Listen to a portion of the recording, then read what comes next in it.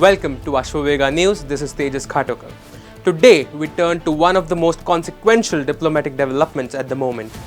The war in Ukraine has entered a new chapter as U.S. Russia-Ukraine diplomacy intensifies, raising fresh questions about the future of the conflict.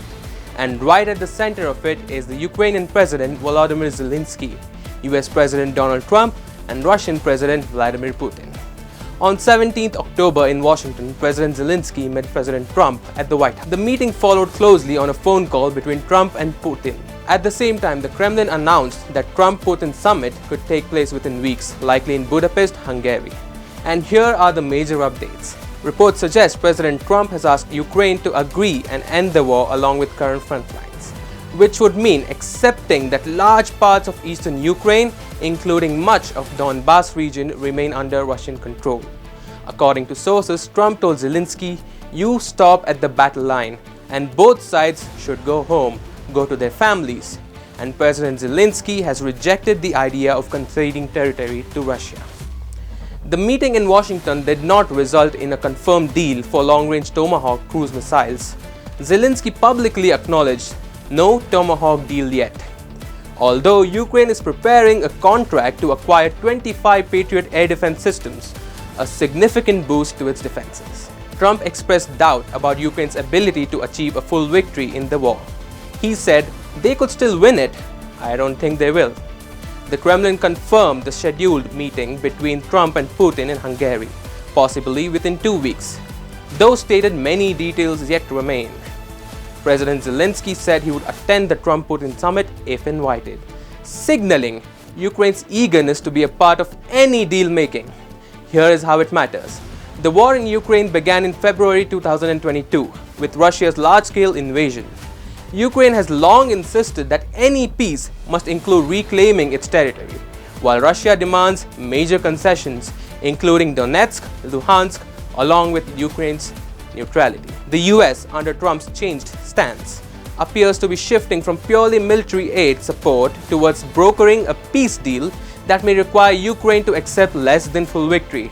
This represents a major pivot. For Ukraine, the message is stark. Either continue fighting for full restoration of territory and likely more casualties and cost, or accept a deal that stops the war but leaves Russia holding significant gains. And for Russia, the possibility of a frozen front line or a deal favorable to Moscow is what it has long sought. As for the rest of the world, Europe, NATO, India, global markets, the outcomes will affect energy security, military alliances, global order, arms flows, and reconstruction needs. Let's examine what would happen next if there is a wider fallout. If Ukraine accepts a frozen front line or major territorial losses, that would be a strategic blow, but could bring ceasefire and reconstruction. Although if it rejects the deal, war likely continues with higher cost and risk of escalation. A Trump-Putin summit in Hungary could shape the terms of any deal.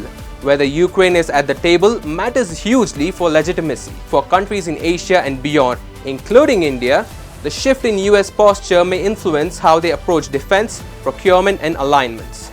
And for Europe, which has provided huge support to Ukraine, a US pivot raises concerns about burden sharing, support continuity, and geopolitical trust. India watches the Ukraine war both for arms supply lines, global commodity, and energy impacts. A settlement that leaves Russia holding territory may freeze the conflict but leave unresolved questions about international law and territorial integrity. And these are principles that India emphasizes. If a deal shifts the balance, Europe, global arms markets may change, defense priorities may shift, and investment risks may rise. In the coming days, this is what we need to keep an eye on. Formal invitation and agenda for the Trump-Putin summit in Hungary, and whether Ukraine is formally included in the negotiations or sees a deal struck without its full participation. We must also wait and watch if US makes a decision on supplying Tomahawk missiles or other long-range weapons to Ukraine. What would be the reactions from European allies, especially whether they support Ukraine's resistance or start shifting towards a deal? And most importantly, how about Russia's official response? Moscow has already rejected freezing the front lines but may adjust tactics if deal becomes likely. In short, we are at a pivotal phase of the Ukraine conflict, A potential peace summit involving Trump and Putin could redefine not just the battlefield, but the future of Europe's security architecture. Ukraine has two choices to choose from: fight on for full restoration or settle for peace with major costs. We will continue to track the diplomatic maneuvers, military developments, and global implications. I am Tejas Khatokar. This is Ashwavega News. Stay tuned for further updates.